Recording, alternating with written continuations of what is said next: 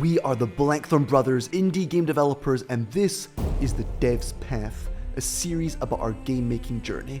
Our goal is to create a world that marks your spirit as much as Hollow Knight, Limbo, Spelunky, and Skyrim marked ours. We've made close to 100 small games, but we are going to need to make many, many more and improving countless more ways. Now before we make our brand new game, here is a bullet speed rundown of the games we've made so far. We released our first simple game, Midnight Fire, in 2016. Fast forward to 2019 and we released an adventure on Steam called The Dreadful Whispers. You explore a haunted world filled with hidden creatures and solve strange puzzles. In 2020 we launched Dashing Fire, a planet-hopping action game, and in 2021 we released Orobolo, a multiplayer game that blends football and magic. Between and after these larger projects, we made literally hundreds of other video games. These were all released for free and taught us a lot. Making Evolution taught me a great deal about visuals, game jus and animations. The Twisted Factory was our first puzzle card game. Necrobomb is a silhouette-style adventure.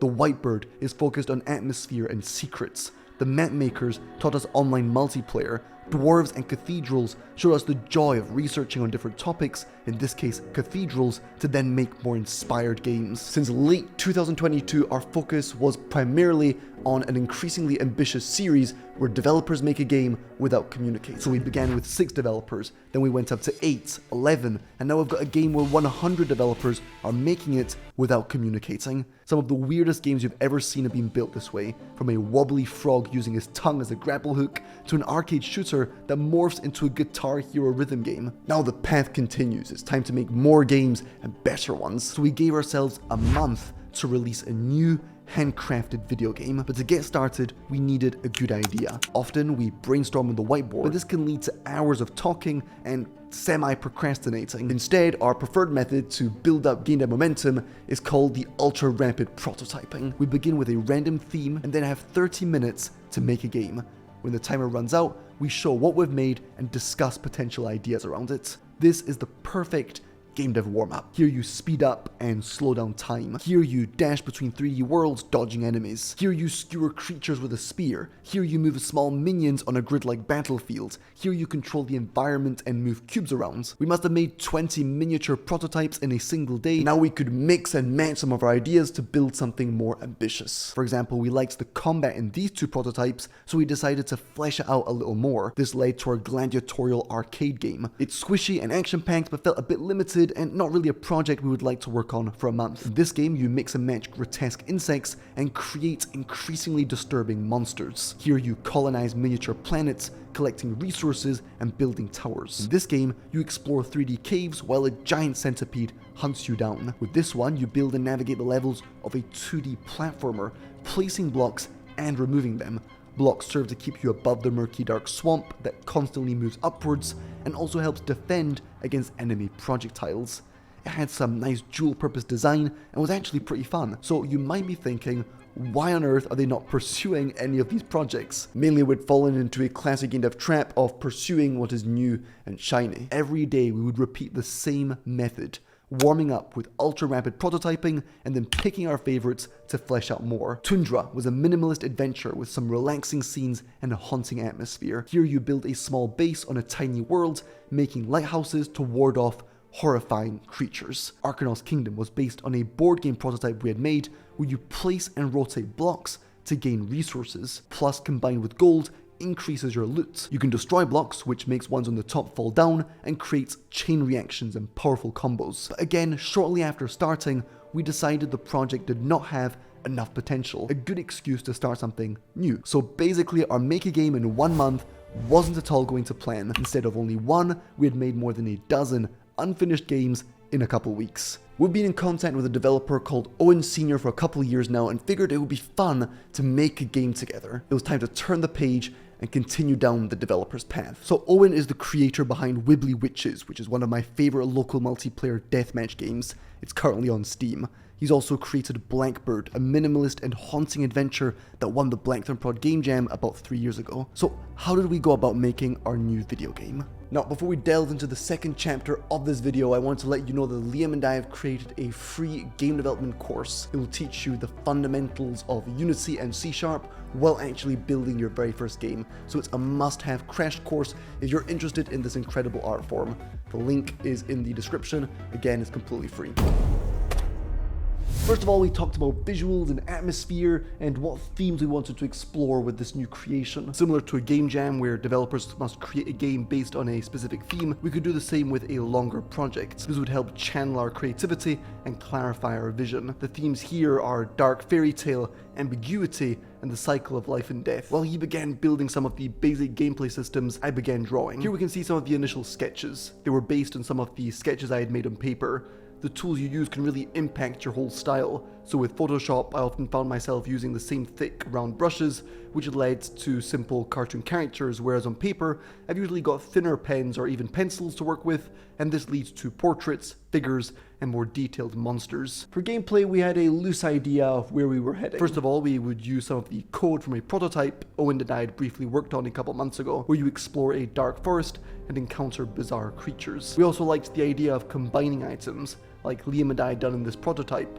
Basically a super simple crafting system, so you could walk around the woods, pick up mushrooms, insects, and flowers, and combine them to create useful potions. Back in the art world, and pushed by Owen to lean more towards realistic designs, creatures based on real-life reference, I created the Lost Orphan, a small child covered in fungi. Mixing observational drawings with imagination can lead to some great ideas, such as this mushroom sprouting a bunch of spindly spider legs, or this disturbing forest hag and her dark ravens. We did not want the creatures to be the depiction of pure evil and horror, but rather have an air of intrigue and mystery, maybe even some appeal. I then worked on the player's portrait, with various expressions we could switch between depending on his current state in the world. We also began making the inventory and wandering through the thick forest. Liam would do a lot of rapid prototyping to see if an idea was worth pursuing. Owen would then polish the code or make whole new systems. Here's a very early look at some combat. I wanted the monster and player to share the whole combat system, meaning a player could throw a poisonous mushroom at his foes, but the enemies could use the same mushroom on the player. Basically, we wanted to incorporate emergent design into this world. I'm often inspired by Spelunky, for example, and how a caveman can throw back the stone you threw his way, or basically use any item you as the player can use. It makes the world feel more believable and cohesive. Okay, it was then time to change the placeholder fairy. We would be going for hand-drawn, frame-by-frame animation. Owen made a shader which would smoothly blend two frames with style. However, each sprite still requires a lot of work and must be painted over in green, red, and blue with an additive layer,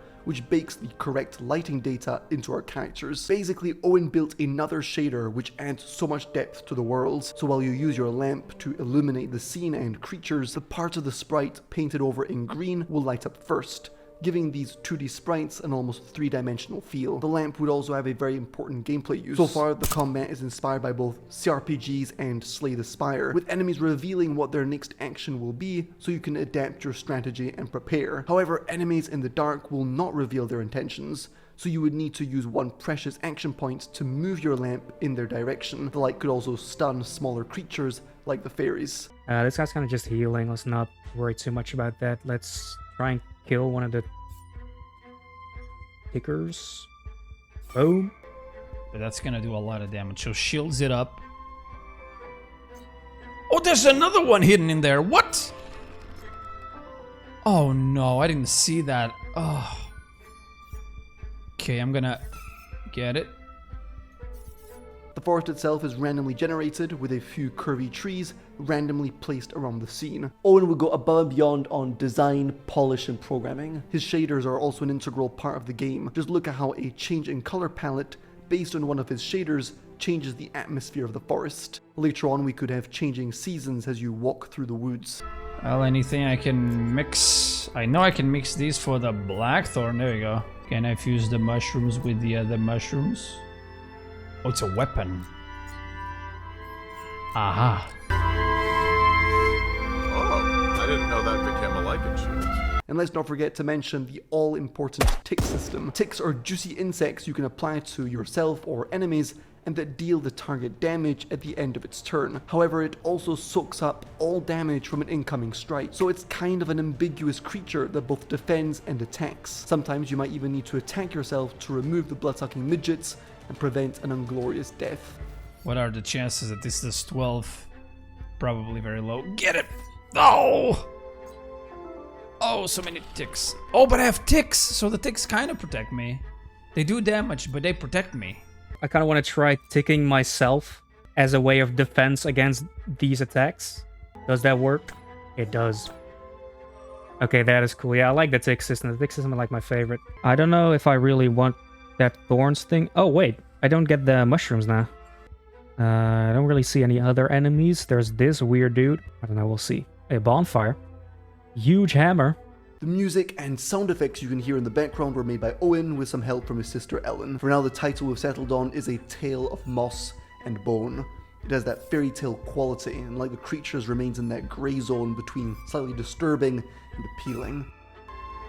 Man, I like this. This is going in a very cool direction. Having things that progress upon like multiple runs, you can have boss fights. I think it needs more decisions. I think the where to go decision at the moment is too boring because you don't have any information about what you're gonna get when you go in which direction. You also can't backtrack, you can't go backwards, so the decision of where to go feels very, very pointless.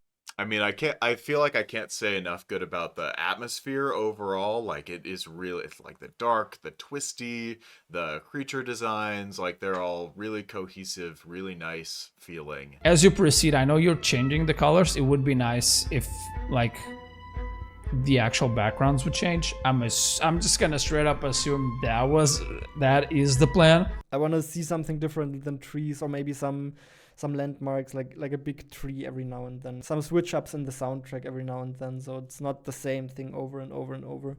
Thanks for letting me playtest. That was a really good time. I wonder where you want to take this game, but it's really solid. I feel like this is on a great path, but with these sorts of game, it just needs a lot more content. You can play the game with the link in the description. It's completely free, and if you like what you see, then why not wishlist the game on Steam? It's a huge support to me, my brother, and Owen. All feedback in the comments is more than welcome, of course. Let us know what you think about the art, the music, the gameplay. And lastly, subscribe to the channel. We have some insane games and videos that are currently in the making, so stay tuned. Cheers.